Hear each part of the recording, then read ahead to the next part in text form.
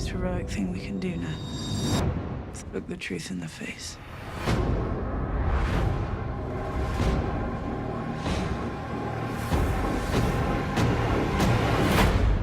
The Night King is coming.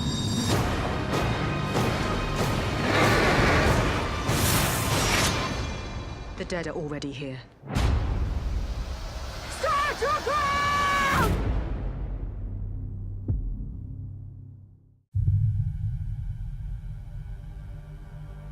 When I was a child, my brother would tell me a bedtime story about the man who murdered our father and watched as his blood poured onto the floor. He told me other stories about all the things we would do to that man once we took back the Seven Kingdoms.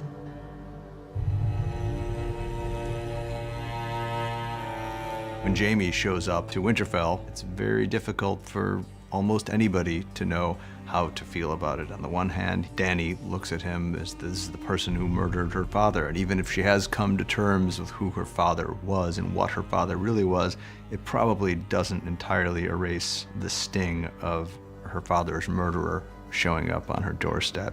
Your sister pledged to send her army north. I don't see an army. She never had any intention of sending her army north. Tyrion has made a number of mistakes now, and Dany's really at the end of her patience because she has a lot of fondness and respect for Tyrion, but many of his plans have really gone awry. And now Jaime Lannister's here, but not with the Lannister army.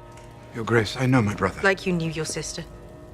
Tyrion can't really fight back because he knows she's right. I mean, he really did make a grievous mistake. If Tyrion has a flaw, he's a very clever man, but sometimes clever people overestimate their own cleverness.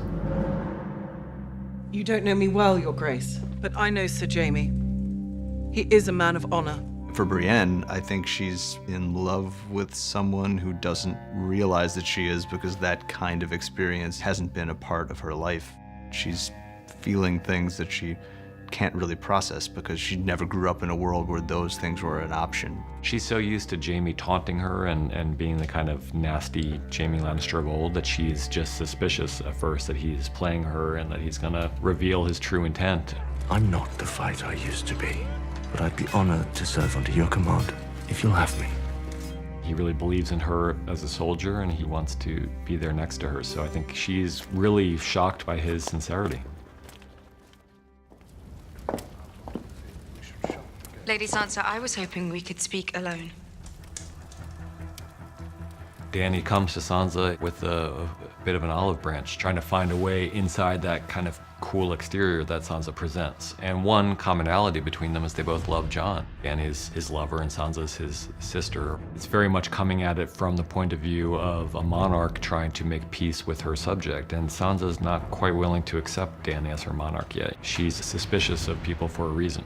What about the North? It was taken from us. We took it back, and we said we'd never bow to anyone else again. What about the North?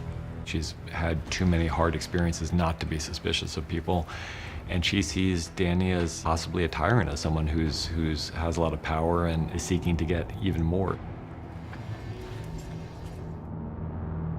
They're coming. We can't beat them in a straight fight. So what can we do? In the War Council scene, there's a lot going on under the surface. The most important thing about that scene is understanding the lay of the land and understanding what their intentions are, what their plans are, what their expectations are, so we know what we're looking at. The Night King made them all. They follow his command. If he falls, getting to him may be our best chance. Things may not go entirely according to plan, so we thought it was very important for people to know what everyone in the room expected to happen, was worried would happen, hoped would happen. In addition to that, there are a lot of human moments. We'll put you in the crypt where it's safest. No, I'll wait for him in the Godswood. We're not leaving you alone out there. He won't be. I'll stay with him.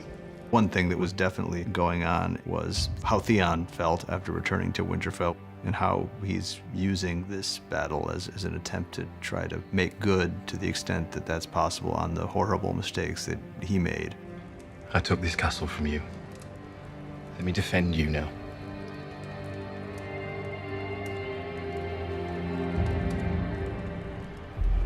You're not the knight?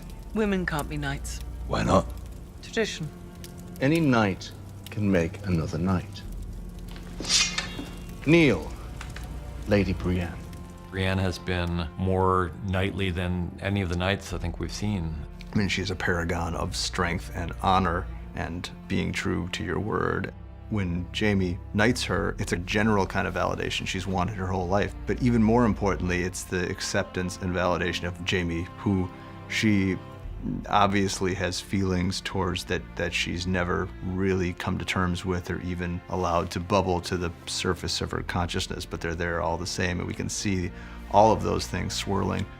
Sir Brienne of Tarth, Knight of the Seven Kingdoms.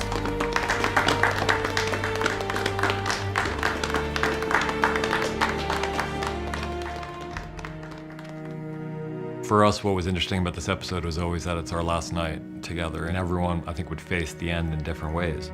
We're probably going to die soon. I ought to know what it's like before that happens. Some characters want to make love for the first time because they've never done it before.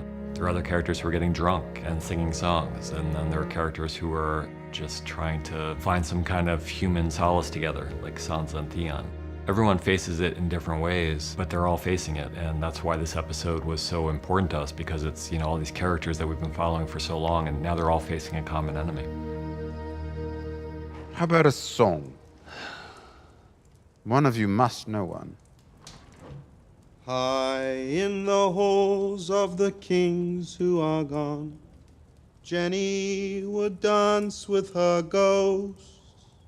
Daniel's got a really lovely voice, and we knew we wanted a song in this episode. We've had a song in several of the seasons. We haven't had an original in a while, so this felt like the place for it, and Daniel felt like the singer. The ones who'd been gone for so very long, she couldn't remember their names.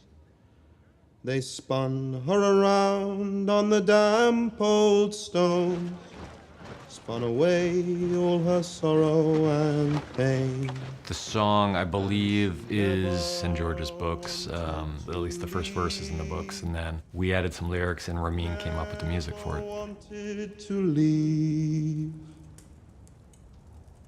never wanted to leave, never wanted to leave.